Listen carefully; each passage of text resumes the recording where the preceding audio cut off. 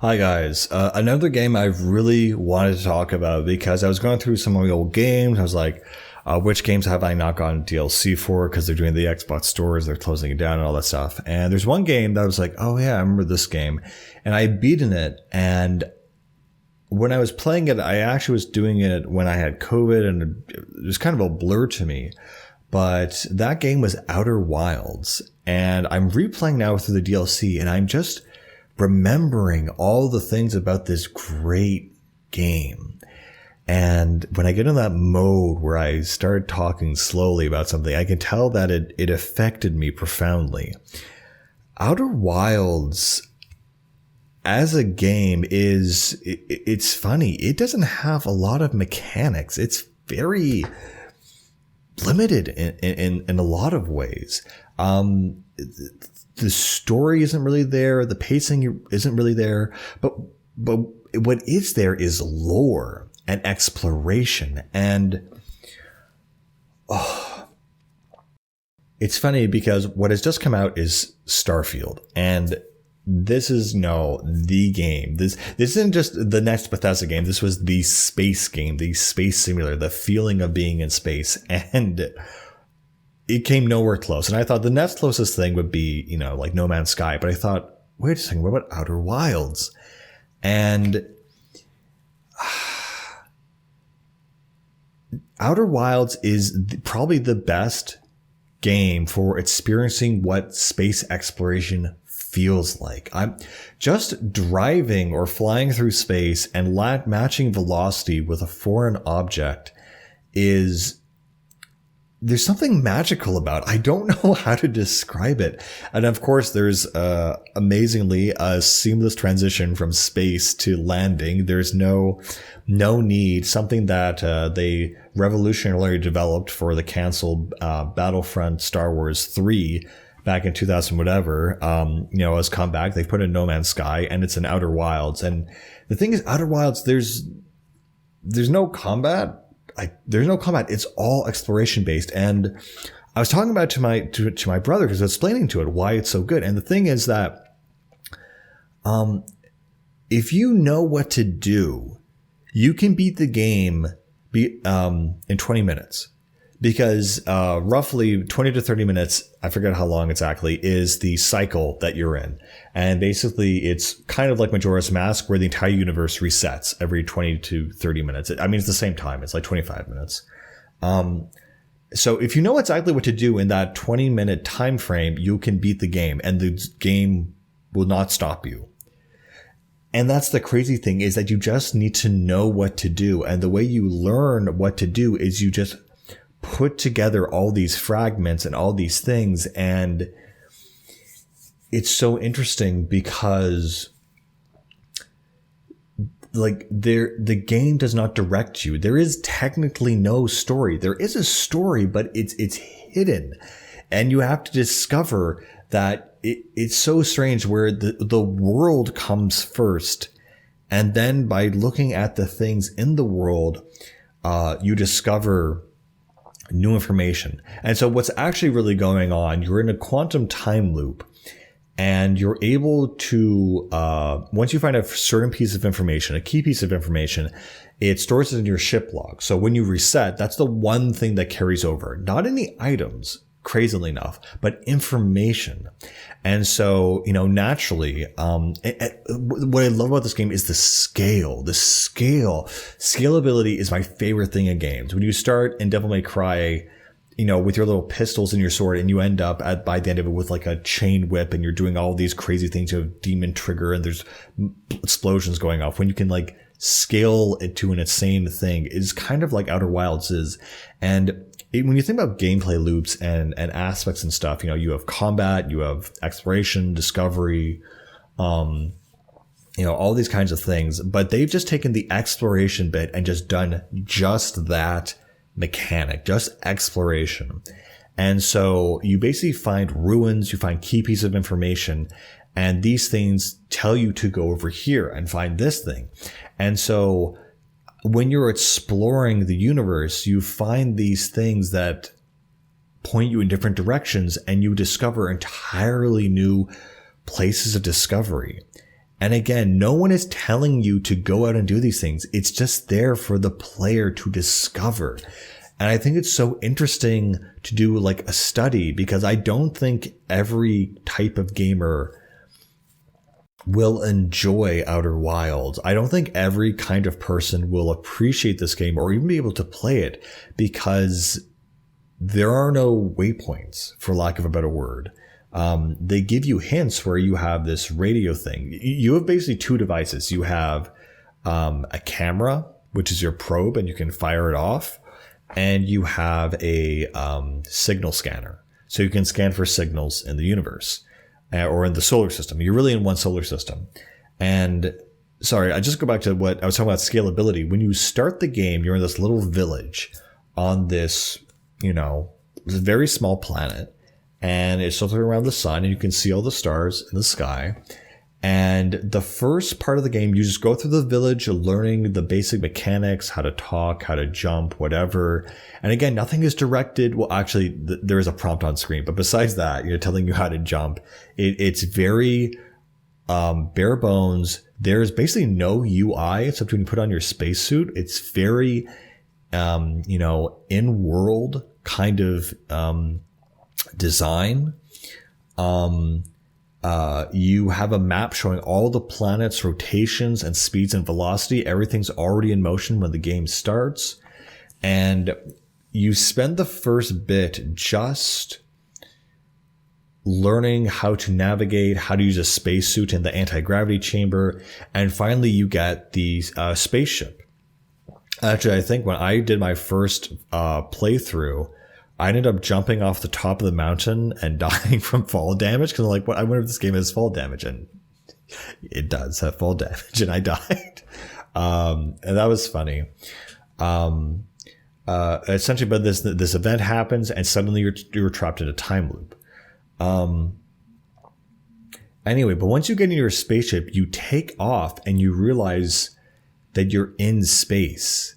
And you realize that your tiny planet, because it has such a small escape velocity, because it's so tiny, having a jet engine or a rocket engine that is this small, of a lunar lander basically, is enough to break through from the gravity. And it's like, oh, that makes sense. And you can start flying around the solar system. And again, the game doesn't tell you what to do or where to go. It's all discovery. And it's so cool, because it's that feeling of looking up at the sky, looking up at a planet and being like, I wonder what that is.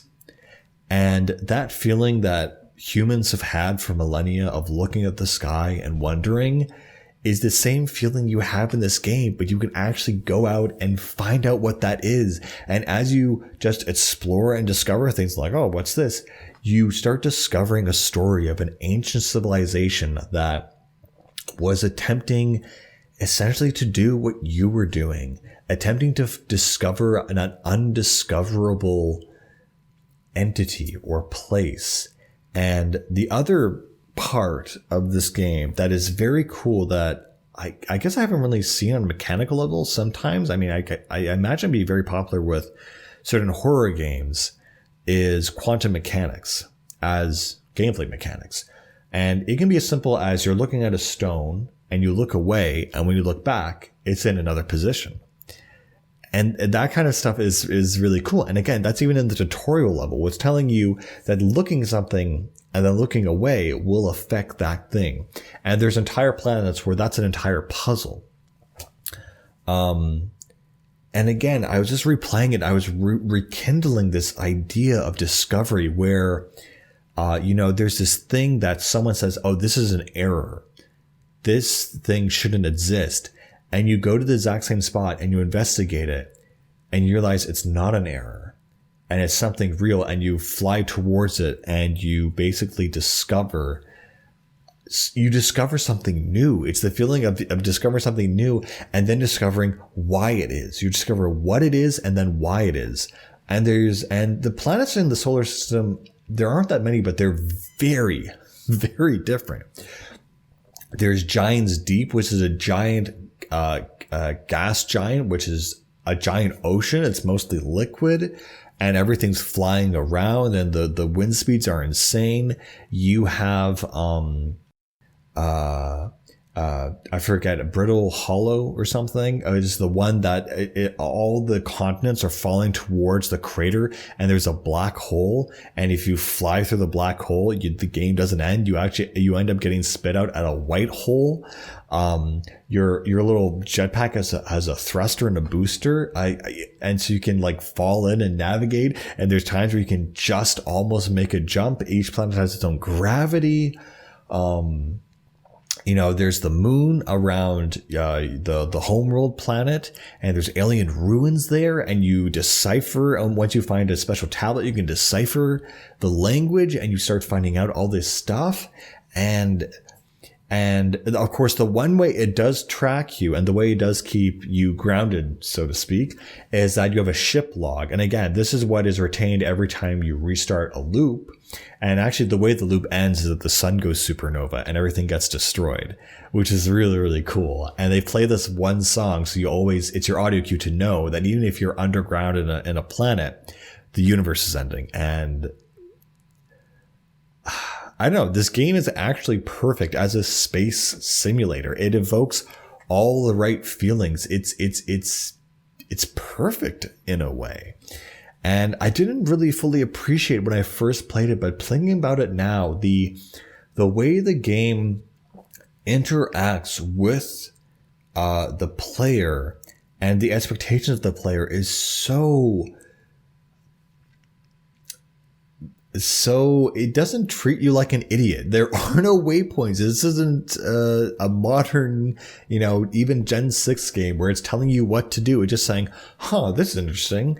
And what the ship journal will do, it'll tell you fully discovered this planet, you discovered everything there, or it'll have a little symbol saying, hey, you actually missed something here. So it's very measured discovery and I love that, because there are old games where I would think I got all the collectibles in a certain area, and I don't know. That's honestly been a running problem I've realized in everything from Donkey Kong Country to Prince of Persia 2008, which I think it does tell you. Yeah, I know it does tell you, but it tells you per area what you've collected and what you haven't. And this game, it's like, I don't mind discovering and searching for games, but if you don't tell me in a specific area where your collectible is, like the worst feeling is when you follow a guide online and you find 200, you find 199 flags out of 200 after following the Assassin's Creed flag guide, and you just want to kill yourself because now you have to watch the whole thing and check all over again just for this thing, which is a check mark in a thing that isn't really that fun, but for the full experience. Again, and part of this game is also the physics. So is that it's not exactly platforming, but it is how you move, which is really, really difficult, right? Because if you're going way too fast, you'll slam into an asteroid and you'll wreck your ship. You can fly into the sun, and the hardest and most fun thing I think I did in that game is there's a space station right near the surface of the sun that's going around it very fast, and you have to match your velocity and dock and land on that station. And that is really cool. And as you're going through this, you're discovering a long story about an ancient civilization that was trying to do something impossible, and it directly connects to you.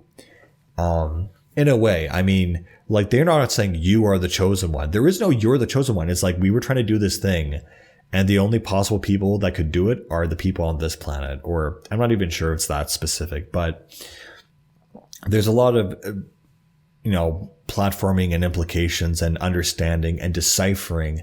And that feeling of discovery is like, this is a discovery game. It's a Strand type game. It's so cool. And it's made for someone like me. It absolutely is. And it's just, it's so cool. I'm just like lost in it. It's an experience.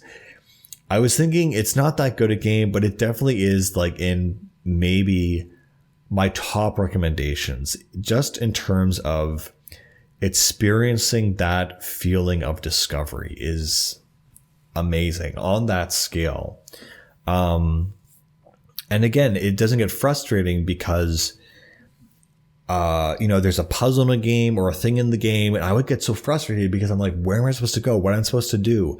the game is very, very like kind of specific that once you discover where you are and the notes, it basically tells you what to do next. And you're like, okay, I have to do this. And I'm like, wait a second. No, it said specifically this. And like, okay, let me try this. Let me try this. And it's trial and error until you figure it out. And it's, I don't know. It's just so cool.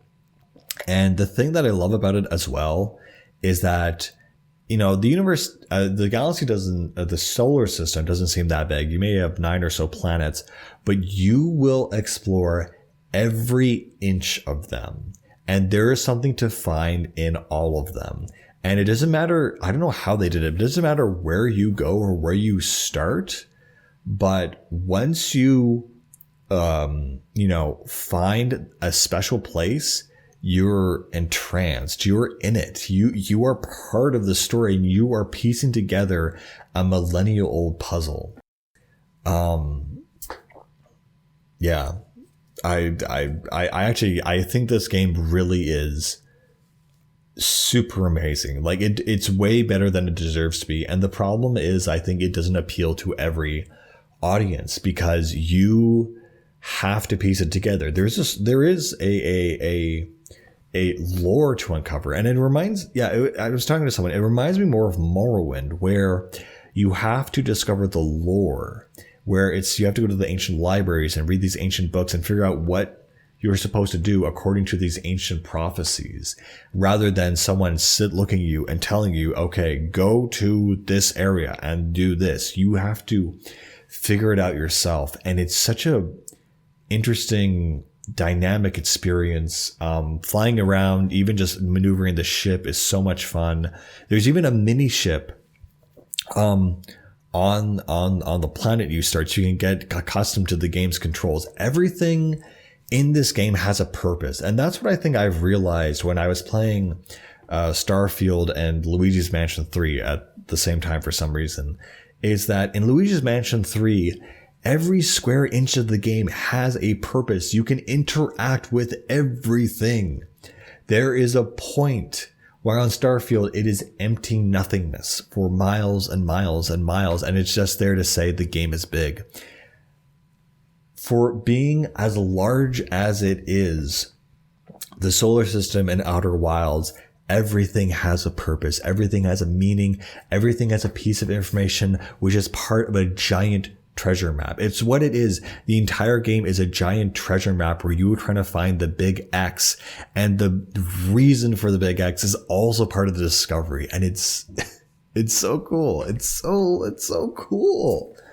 And of course, if you're into ancient civilizations and all that stuff and figuring out what happened to them and the conspiracy, for lack of a better word, it's so cool. And like, there's not there are characters, but none of them are voiced. They do play a role.